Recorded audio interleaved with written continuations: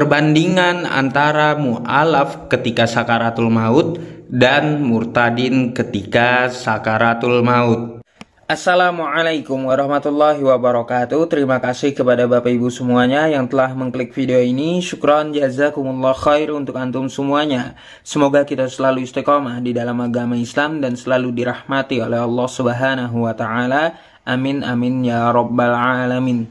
Bapak Ibu semuanya, kemarin itu saya mengangkat tentang masalah kontennya Koh Agustan yang telah wafat gitu ya.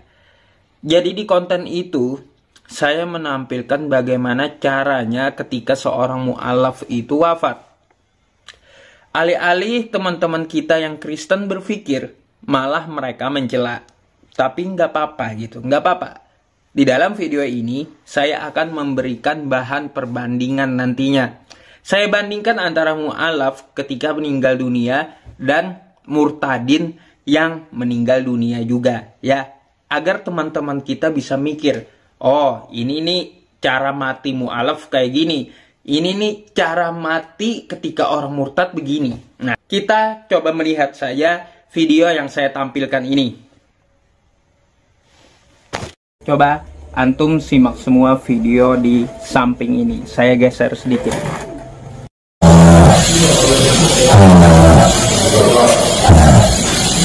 Bapak Ibu semuanya, saudara-saudariku, apakah Anda tahu siapa yang saya tampilkan tadi? Sebagian mungkin ada yang tahu nih. Sebagian juga mungkin baru tahu. Dia adalah Ali Makrus. Ali Makrus ini ketika dia hidup, dia telah murtad dari agama Islam. Setelah dia murtad, malah mempelintir Al-Quran. Lihat cara matinya. Ngomong aja susah. Sekilas kita lihat videonya seperti terjulur lidahnya. Susah ngomong. Kayak apa ya? Kayak sapi mau digorok kayak gitu. Susah banget ngomong. Coba Bapak Ibu lihat lagi videonya di samping. Apakah lidahnya terjulur? Ya, nilai sendiri gitu ya. Berbeda dengan Koh Agustan. Bagaimana Koh Agustan? Saya ulangi sedikit untuk momen Koh Agustan satu ini. Oh, coba kok ngomong la ilaha illallah. Coba la ilaha illallah. Haleluya, haleluya, haleluya. Assalamualaikum warahmatullahi wabarakatuh. Salam Aki. Aku kabarkan Injil keselamatan. Bapak Ibu nasi Tuhan, ketemu lagi dengan saya Evangelis Avraham Effendi Usman. Bagaimana kabar Bapak Ibu semua? Tentu luar biasa. Nah saudaraku para pencinta Injil Habaget, saya ingin mengajak kita semuanya untuk melihat sebuah cuplikan video di mana di video ini ada seorang ustadz yang sangat terkenal. Terkenal beliau karena suka mengedit-ngedit foto kalau sekarang ya. Beliau sekarang pintar sekali mengedit foto. Orang yang tidak bisa tersenyum, beliau buat tersenyum. Beliau buat sukacita. Beliau buat tertata rapi semuanya. Ya, hebat pokoknya beliau Bapak Ibu. Dan lalu beliau ambil bagaimana kematian daripada murtadin. Lalu beliau buat perbandingan. Bagi saya pribadi Bapak Ibu, bagaimana cara kita mati itu paling penting. Kenapa? Bagaimana cara kita mati? Karena tidak membuat kita malu. Tidak membuat orang-orang di sekitar kita malu. Kalau kita meninggal dunia dalam keadaan kita melawan sakit kita, sehingga kita minta kesembuhan dan tidak sembuh, lalu kita meninggal dunia, mau bagaimanapun wajah kita, itu no problem. Karena kita lagi menahan sakit di saat sakratul maut ya.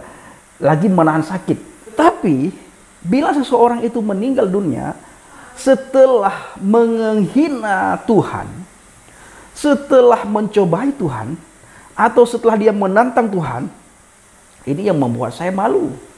Keluarga pasti malu, teman, sahabat, kerabat pasti malu. Ya, pasti malu. Ditambah lagi sebelum meninggal kita melihat orang tersebut menderita yang sangat panjang. 8 bulan lamanya. Entah ada yang berita 6 bulan, ada yang 8 bulan, ada yang 9 bulan. Terserah. Yang paling penting adalah tidak lama setelah beliau menghina Tuhan Yesus, menghina Alkitab, kentutin Alkitab, beliau stroke. Bolak-balik rumah sakit, tidak bisa beraktivitas sebagaimana mestinya, dan beberapa hari yang lalu beliau meninggal dunia.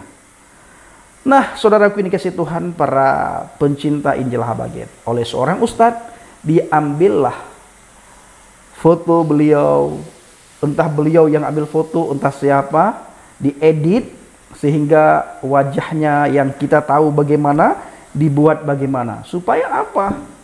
Nah, mari kita saksikan sama-sama bagaimana cuplikan video berikut ini.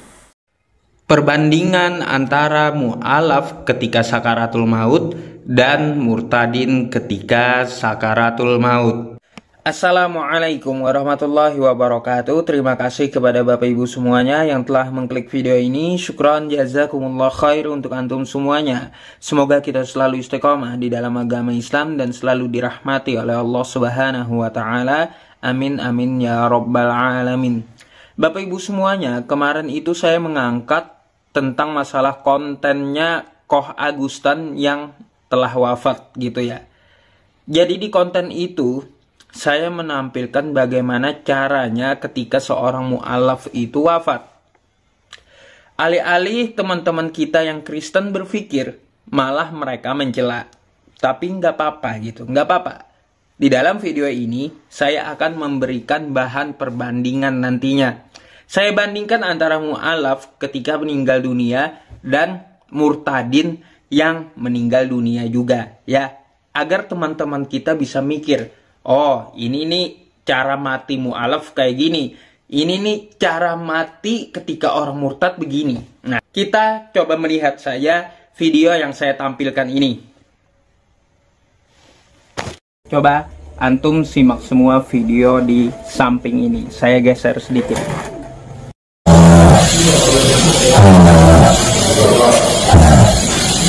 Bapak Ibu semuanya, saudara-saudariku, apakah Anda tahu siapa yang saya tampilkan tadi?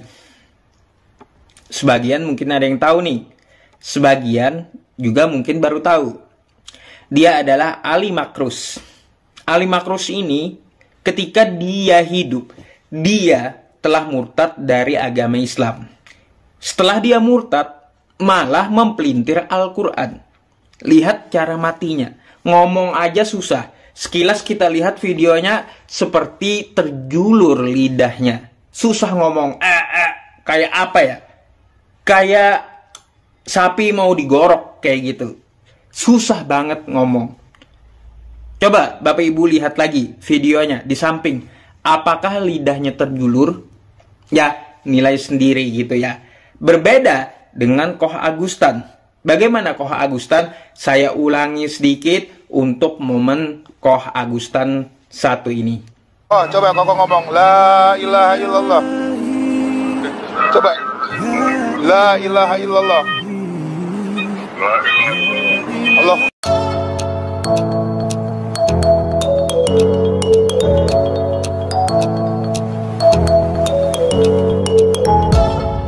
Halo teman-teman. Kita barusan lihat propaganda Yusuf P. Dia membandingkan kematian Agustan dan murtadin Ali Makrus. Inilah yang terjadi, kalau jika tidak ada lagi kebenaran yang mau disampaikan, bahkan dari hal seperti ini pun bisa dijadikan alat propaganda. Hal seperti ini sering terjadi, seperti kucing tidak bisa injak Quran, mayat muslim tidak hancur dan masih banyak lagi. Padahal kalau kita buktikan klaim tersebut malah yang terjadi sebaliknya. Contohnya klaim dari Yusuf P. Dari cara dia menunjukkan perbandingan tadi saja tidak jujur. Jika kita perhatikan video Agustan yang video call dengan Hani Kristianto. Anda Muhammad Rasulullah. Kondisi Koko sebentar lagi masuk ICU, otak Koko sebelah kiri tergenang darah. Koko harus ikhlas, ini cara Allah gugurkan dosa. Kalaupun Koko harus dipanggil Allah, harus siap. Dan Agustan masih sadar dan belum diambil tindakan oleh para dokter. Artinya, belum dimasukin selang dalam mulut dan oksigen. Seperti yang teman-teman lihat dalam foto ini adalah tindakan yang dilakukan dokter kepada Agustan. Jika divideokan saya yakin, tampilannya tidak akan jauh berbeda dengan Ali Makrus. Karena orang dalam kondisi koma, sangat susah lagi bernapas. Sebagai orang Kristen kita tidak mengukur seseorang masuk surga atau neraka berdasarkan cara matinya. Kalau Yusuf P konsisten dengan klaimnya, apakah berani dia katakan bahwa Ahmad Didat tidak masuk surga karena proses kematiannya tragis? Pesan saya pada Yusuf P. Jujurlah dalam menyampaikan sesuatu, jangan karena untuk konten kamu tidak jujur. Kita sudah lihat dalam foto tadi, kondisi Agustan tidak jauh beda dengan Ali Makrus, hanya saja tidak ada video, cuma sebuah foto. Bicara soal foto Agustan yang tersenyum setelah meninggal, terus terang saya tidak percaya. Karena kalau kita lihat penampilannya jauh dari Agustan yang asli, yang kurus. Tapi dalam foto yang ditampilkan Yusuf P kok malah glowing dan tidak terlihat kurus. BTW, sekarang foto gampang sekali dimanipulasi oleh AI. Seperti yang saya lakukan berikut pada foto Yusuf P. Dalam foto aslinya, dia tidak tersenyum menunjukkan gigi, tapi setelah kita edit menggunakan aplikasi Fairfly dari Adobe. Fotonya yang sebelumnya tidak tertawa menjadi tertawa. Jadi kalau cuma ubah foto yang tidak tersenyum menjadi tersenyum itu bukan mujizat, itu tinggal diedit.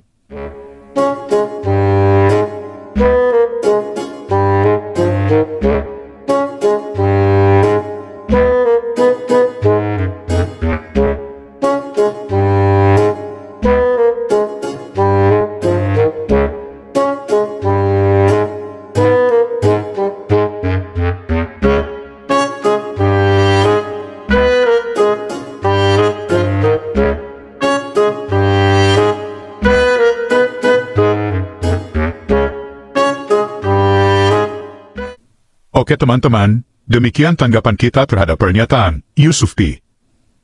Terima kasih untuk dukungan teman-teman. Tuhan Yesus memberkati. Yang ketiga, seorang suami yang berbohong kepada istrinya agar istrinya ridho. Saya contohkan, seorang istri sedang masakin suaminya nih.